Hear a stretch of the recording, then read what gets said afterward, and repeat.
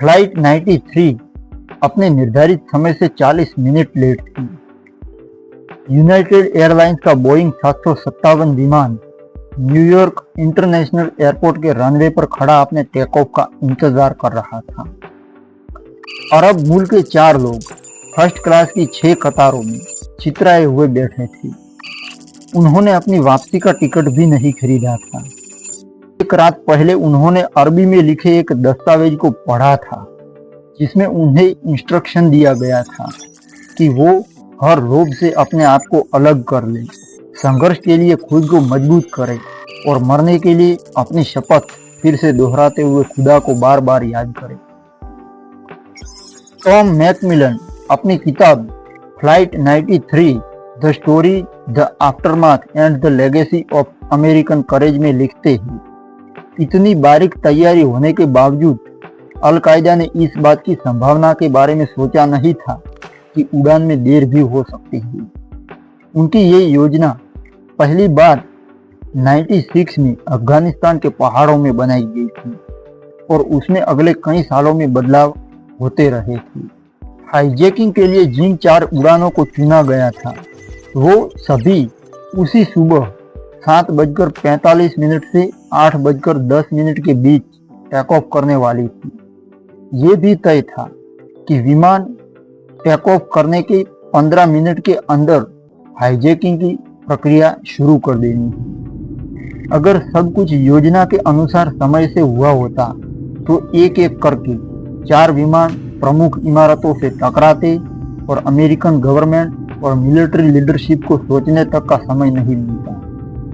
National transportation safety board उसके record के अनुसार ठीक 8:41 पर एयर ट्रैफिक कंट्रोलर ने फ्लाइट 93 के कैप्टन जेसन डाल और first class officer Leroy Homer से कहा कि आप रनवे 4 से टेक ऑफ कर सकते हैं। ठीक 1 मिनट बाद फर्स्ट क्लास में बैठे जिया जर्राह, अहमद अल हजनवी, अहमद अल नमी और सईद अल गमडी उन्होंने अपने आप को मिशन के लिए तैयार किया। वो मंगलवार का दिन, तारीख थी 11 सितंबर 2001। आखिरकार फ्लाइट 93 हवा में उड़ रही थी। विमान तकरीबन खाली था। 182 यात्रियों की क्षमता वाले विमान में कुल 33 यात्री बैठे हुए थे। ठीक 8:40 पर एक विमान 500 किलोमीटर प्रति घंटा की रफ्तार से वर्ल्ड ट्रेड सेंटर से टकराया।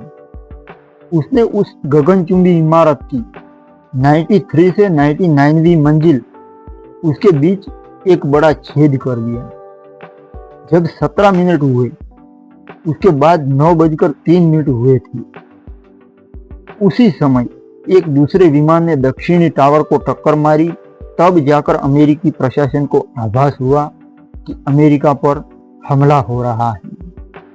9:19 पर यूनाइटेड फ्लाइट के डिस्पैचर एंड बेलिंगर ने उस इलाके में उड़ रहे 16 विमानों को पहली चेतावनी जारी की कि कॉकपिट में घुसपैठ को लेकर सावधान रहिए। न्यूयॉर्क में 2 विमान ट्रेड सेंटर इमारत से टकराए हैं। फ्लाइट के रिकॉर्ड बताते हैं कि फ्लाइट 93 को ये मैसेज 9:24 पर मिला। 9:26 पर कैप्टन डाल ने बेलिंगर को जवाब दिया, एड कंफर्म लेटेस्ट मैसेज। इसके ठीक 2 मिनट बाद 9:28 पर फ्लाइट 93 के कॉकपिट के दरवाजे के बाहर शोर सुनाई दिया।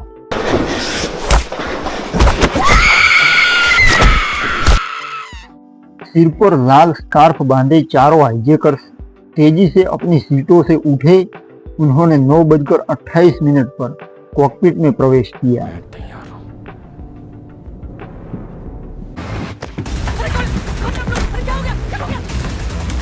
ये प्लेन हाईजैक हो गया है। हाथ ऊपर। और इसका सबसे बड़ा सबूत ये था कि ठीक उसी समय जहाज 30 सेकंड के अंदर 680 फीट नीचे चला आया। उसी समय क्लीवलैंड के एयर ट्रैफिक कंट्रोल को आवाज सुनाई दी, mayday, get out of here. 30 second के बाद फिर वही वाक्य 3 बार सुनाई दिया, गेट आउट ऑफ हियर।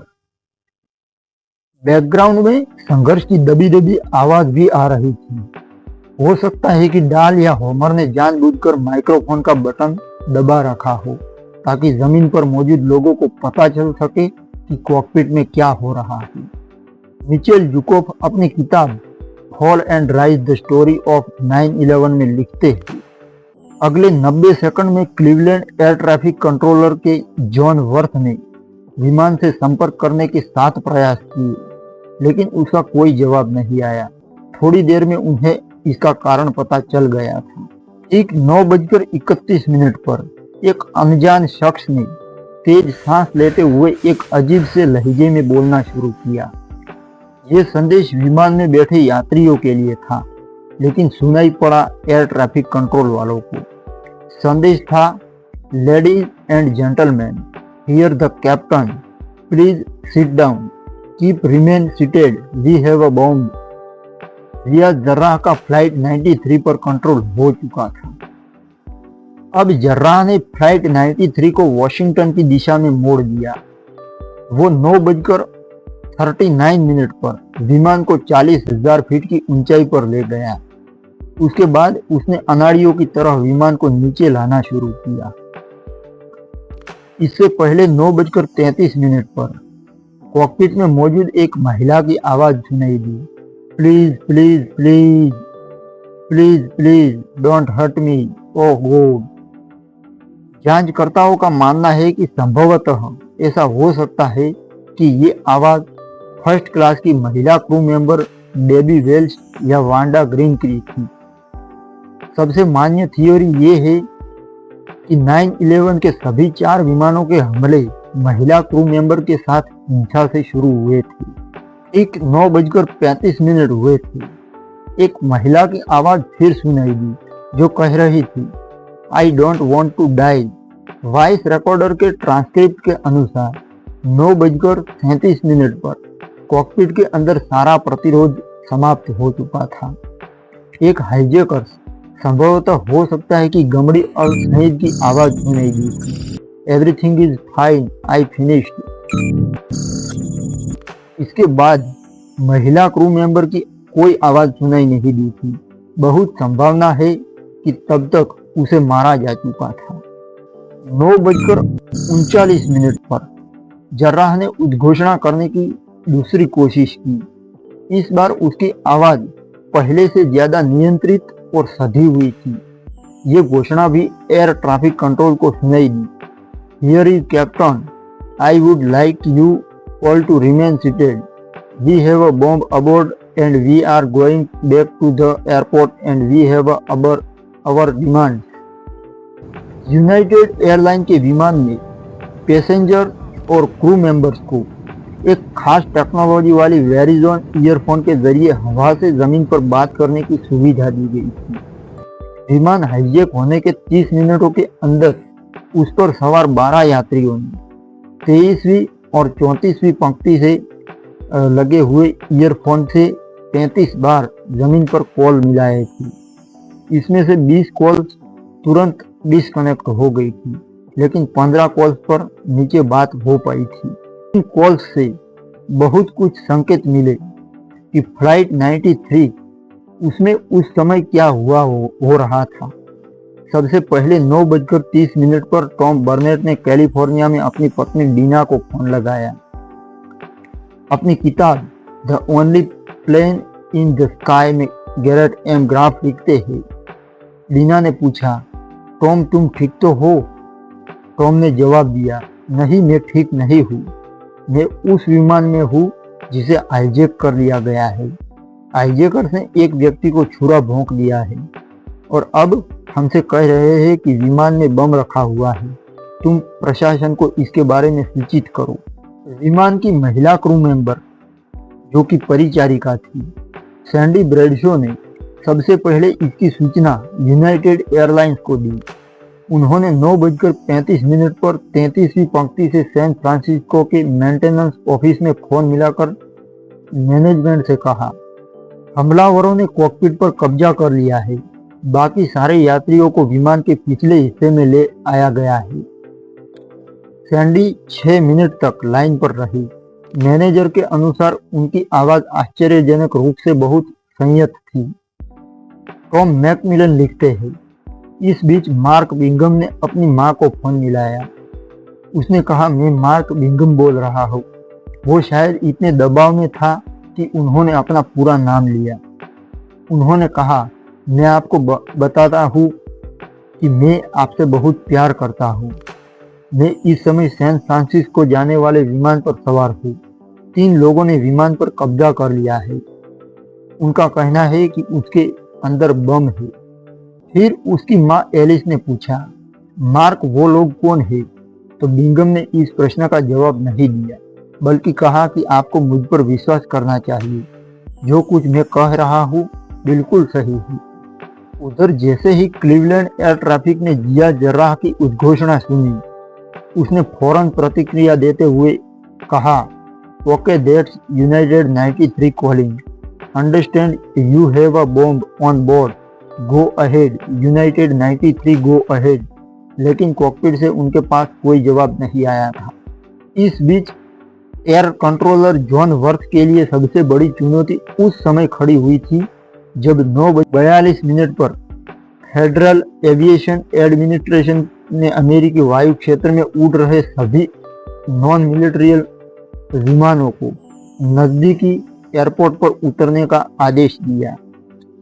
सभी विमान आनंद फानन में नीचे उतरने लगे, लेकिन ओहायो के ऊपर उड़ रही फ्लाइट 93 पर इसका कोई असर नहीं हुआ। उसने वॉशिंगटन डीसी की तरफ उड़ना जारी रखा। अमरीकियों को अब तक अंदाजा लग चुका था कि फ्लाइट 93 या तो व्हाइट हाउस की तरफ बढ़ रही है या कैपिटल हिल बिल्डिंग की तरफ। मिचेल जुकोव अपनी किताब में लिखते हैं, कैपिटल हिल में एक पुलिस अफसर हॉल में चिल्लाते हुए दौड़ा। उसने कहा, एक जहाज आ रहा है, बाहर निकलिए। ये सुनकर महिलाएं नंगे पैर बाहर दौड़ी। खतरे का सायरन बजने लगा।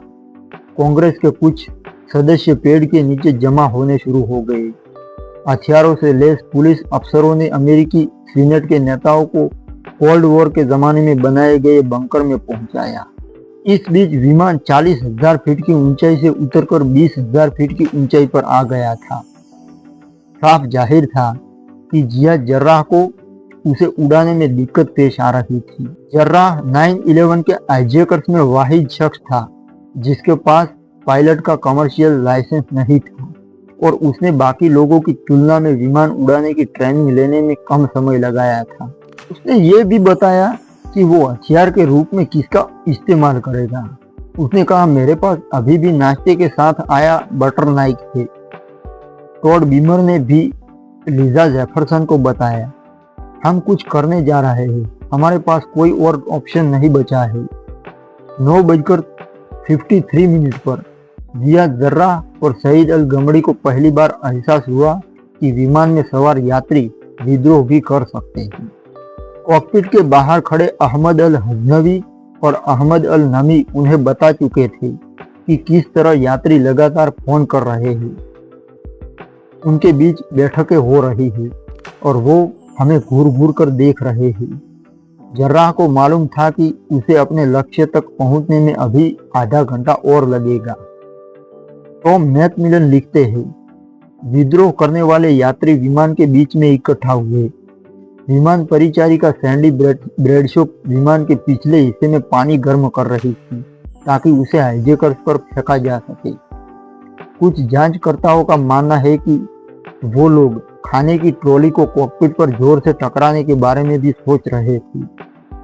जब टॉम बर्नेट की पत्नी ने उनसे पूछा, क्या आप लोग हमला करने के लिए पूरी तरह से तैयार हैं? तो बर्नेट का जवाब था, यस लेट्स रोल। यात्रियों का हमला ठीक 9:57 पर हुआ। उड्डयन इतिहास में इससे पहले कभी भी उड़ान के बीच बिना हथियार के यात्रियों ने हाईजैकर्स पर इस तरह का हमला नहीं बोला था। गैरेट एम ग्राफ लिखते हैं, उस समय एलिजाबेथ वेन्यू अपनी सौतेली मां के साथ फोन पर लाइन पर थी। उन्होंने कहा, ये लोग कॉकपिट में घुसने के लिए तैयार हो रहे हैं, मुझे भी जाना चाहिए, मैं आपसे प्यार करती हूँ, गुड बाय। उसी समय सैंडी ब्रैडशॉ ने अपने पति से कहा, हर कोई फर्स्ट क्लास की तरफ जा रहा है, मुझे भी वहां जाना चाहिए। इस तरह 757 विमान के 20 इंच संकरे गलियारे से गुजरते हुए उन यात्रियों ने कॉकपिट पर हमला बोल दिया। विमान उड़ा रहे जर्राह और उनके साथी गमड़ी को इन लोगों की आवाजें सुनाई पड़ी। उन दोनों को विमान उड़ाने में कई दिक्कतों का सामना करना पड़ रहा था। इस तरह के आवाजों ने उन्हें और विचलित कर दिया। वॉइस रिकॉर्डर की ट्रांसक्रिप्ट कहती है, 9:57 पर जर्राह ने चिल्लाकर पूछा, क्या है वहां? तभी पीछे से लड़ाई की आवाज सुनाई दी। उसने विमान के योग को दाएं से बाएं घुमाना शुरू कर दिया ताकि यात्रियों का संतुलन बिगड़ जाए। तभी एक यात्री बर्नेट की जोरदार आवाज सुनाई दी, कॉकपिट में। जर्राह ने विमान के विंग्स को हिलाना जारी रखा। तब तक विमान 5000 फीट नीचे आ गया था। 9:59 पर जर्राह ने अपनी स्ट्रैटेजी बदल दी। वो विमान की नोज को ऊपर नीचे करने लगा। 10 बजे के आसपास जब यात्रियों का हमला तेज हो गया, कॉकपिट में मौजूद हाईजैकर्स ने जहाज को क्रैश कराने के बारे में सोचा। कॉकपिट में मौजूद हाईजैकर्स ने जहाज को क्रैश कराने के बारे में बात की। उसी दौरान जर्राह ने कहा, क्या अब खत्म करें? तो गमड़ी का जवाब था, नहीं, अभी नहीं। वो जब सब अंदर आ जाएंगे तब हम खत्म करेंगे। फ्लाइट 93 एक बार फिर नीचे की तरफ आई। अभी तक यात्री कॉकपिट के अंदर नहीं घुस पाए थे और विमान पर अब भी जर्राह का कंट्रोल था। लेकिन तब तक जर्राह को हालात की गंभीरता का अंदाजा हो चुका था। उसने पहली बार गमड़ी का नाम लेकर उसे संबोधित किया, ऊपर नीचे शहीद, ऊपर नीचे। 5 सेकंड बाद एक यात्री चिल्लाया, रोल इट। शायद उसका मतलब खाने की ट्रॉली से था, क्योंकि इसके बाद प्लेटों और गिलासों के गिरने और टूटने की आवाज सुनाई दी थी। ठीक 10:01 पर विमान फिर ऊपर जाने लगा। टॉम मैकमिलन लिखते हैं, तभी जर्राह ने कहा, क्या वक्त आ पहुंचा है? क्या हम इसे गिरा दें? तो गमड़ी ने कहा, ठीक ऐसा ही, चलो ऐसा ही करते हैं। फिर अचानक लोगों की ओर चीख सुनाई दी। तभी हाईजैकर्स को लगा कि अगर वो विमान को उड़ाना जारी रखते हैं तो बहुत जल्द ही यात्री उन पर काबू पा लेंगे। मजबूर होकर जर्राह चिल्लाया, शहीद, ऑक्सीजन काटो। उधर यात्री जोर जोर से चिल्ला रहे थे, गो गो, मूव मूव। तभी यात्री कॉकपिट का दरवाजा तोड़ने में कामयाब हो गए। जर्राह अरबी में चिल्लाया, नीचे गिराओ, नीचे गिराओ। कुछ सेकंड बाद गमड़ी की आवाज सुनाई दी, मुझे दो, मुझे दो। तब तक यात्री कॉकपिट में पहुंचकर जर्राह की पिटाई करने लगे थे। हो सकता है गमड़ी जहाज का नियंत्रण पाने की कोशिश कर रहा था, लेकिन तब तक बहुत देर हो चुकी थी। विमान पेंसिल्वेनिया की सोमरसेट काउंटी में बिल्कुल नीचे आ चुका था। 563 माइल पर आवर की गति से उड़ते हुए 40,000 डिग्री का एंगल बनाते हुए बोइंग 757 विमान ने नोज डाइव किया और बिजली के तारों को तोड़ते हुए धरती से टकराया। उस समय उसके अंदर करीब 5000 गैलन जेट ईंधन भरा हुआ था। धरती से टकराते ही विमान के टुकड़े टुकड़े हो गए और उसे आग की लपटों ने घेर लिया। उस समय घड़ी में समय था 10:03। अमेरिका की राजधानी वॉशिंगटन डीसी अब भी वहां से 15 मिनट की दूरी पर थी। तो ये थी फ्लाइट 93 की कहानी, जो वॉशिंगटन की कैपिटल बिल्डिंग से टकराने वाला था। लेकिन पैसेंजर के हमले ने कैपिटल हिल बिल्डिंग को बचा लिया।